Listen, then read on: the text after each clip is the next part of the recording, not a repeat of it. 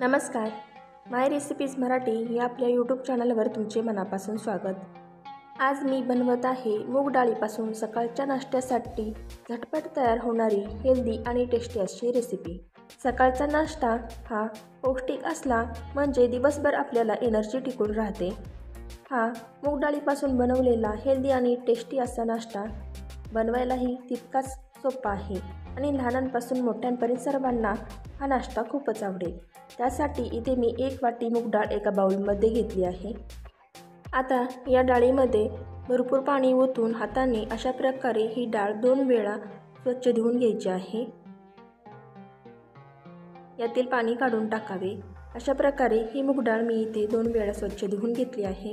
आता यामध्ये भरपूर पाणी ओतून ही डाळ साधारण अर्धा तास भिजत ठेवावी.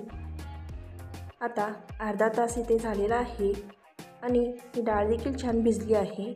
व्हिडिओमध्ये तुम्ही पाहू शकता अगदी मस्त अशी ही डाळ छान भिजलेली आहे. आता यातील पाणी काढून टाकावे. आता ही भिजवलेली डाळ एका मिक्सरच्या भांड्यात घालावी आणि मिक्सरमधून अगदी बारीक वाटून घ्यावी. पहा, अशा प्रकारे इथे मूग डाळीची अगदी स्मूथ अशी पेस्ट तयार झाली आहे. ती पेस्ट एका बाउलमध्ये काढून घ्यावी. आता यामध्ये अर्धा चमचा मीठ, चिमूटभर हळद, अर्धा चमचा जिरे आणि 2 चमचे बारीक रवा घालावा आणि हे सर्व साहित्य चांगले मिक्स करून घ्यावे. पहा, अशा प्रकारे हे सर्व साहित्य चांगले एकजीव होईपर्यंत मिक्स करावे.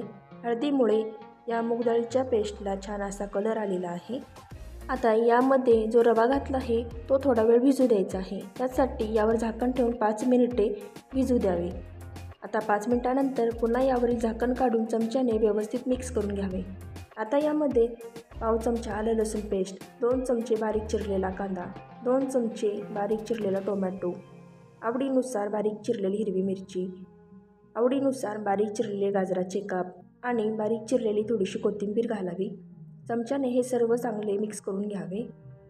तयार केलेल्या मूग डाळीच्या पेस्टमध्ये या बारीक चिरलेल्या भाज्या चांगल्या एकजीव होईल अशा प्रकारे मिक्स करून घ्यायची आहे. आता यामध्ये अर्धा चमचा इनो घालावा आणि हा इनो ॲक्टिवेट करण्यासाठी साधारण 2 चमचे यावर पाणी ओतावे आणि अशा प्रकारे हे चांगले मिक्स करून घ्यावे. पहा, इनो घातल्यानंतर हे मिश्रण थोडेसे हलके झालेले आहे आणि थोडेसे फुगलेले देखील तुम्हाला दिसत असेल.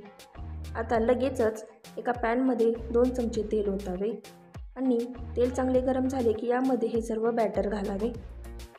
पहा, अशा प्रकारे चमच्याने हे सर्व बॅटर त्या पॅनमध्ये व्यवस्थित पसरून घ्यावे.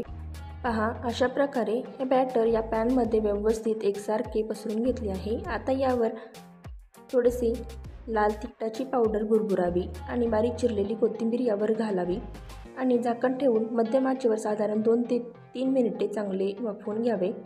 2 ते 3 मिनिटांनंतर यावरील झाकण काढावे आणि कलत्याने हलकेच हे पलटून घ्यायचे आहे.